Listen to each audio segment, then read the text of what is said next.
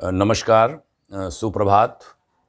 आज 25 फरवरी और युग ऋषि विचार श्रृंखला की 56वीं 56 कड़ी आपका अभिनंदन है। बड़ी प्यारी बात, वर्ष 1946 के मई महीने की अखंड ज्योति के पृष्ठ 15 पर हमारे पूज्य मार्गदर्शक ने लिखी थी। कहा था, जोश के साथ होश बहुत जरूरी है। शीर्षक है जोश के साथ होश। लिखा, इंद्रियों के दास होकर नहीं रहना चाहिए, बल्कि स्वामी बनकर रहना चाहिए। संयम के बिना सुख और प्रसन्नता कभी भी किसी को प्राप्त नहीं होती।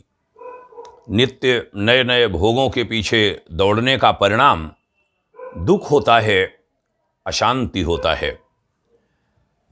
श्रीमद् भागवत गीता पढ़ने, सुनने या समझने की सार्थकता इसी में है कि इंद्रियों पर संयम किया जाए। इंद्रियों के वेग और प्रवाह में बह जाना मानव धर्म नहीं है। किसी भी साधन, योग, जप, तप, ध्यान इत्यादि का प्रारंभ संयम के बिना कभी नहीं हुआ करता। संयम के बिना जीवन का विकास नहीं होता। जीवन के सितार पर हृदय लोक में मधुर संगीत उसी समय गूंजता है जब उसके तार नियम और संयम से जुड़ जाते हैं। बड़ी प्यारी बात पूज्यवर ने आगे लिखी कि जिस घोड़े की लगाम सवार के हाथ में नहीं होती, उस पर सवारी करना खतरे से खाली नहीं है। संयम की बागडोर लगाकर ही घोड़ा निश्चित मार्ग पर चलाया जा सकता है।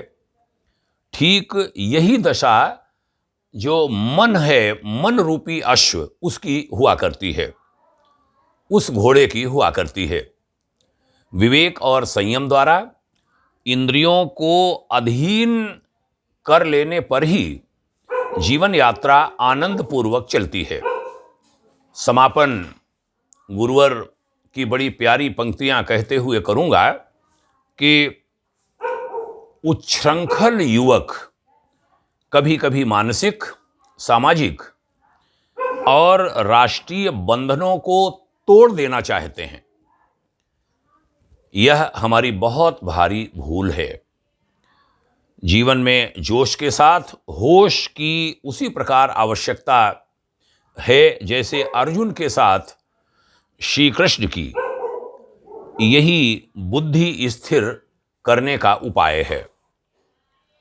ये आज का विषय था, जोश के साथ होश, और उस पर पूज्यवर पंडित श्री राम शर्मा आचार्य जी की तपसी लेखनी से निःसृत कुछ शब्द हमने आपके सम्मुख रखे।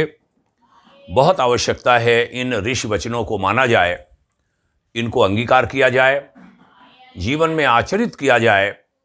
यहाँ तक आपने धन्यवाद से, यहाँ तक आपने ध्यान से सुना, इसके लिए आभारी हूँ।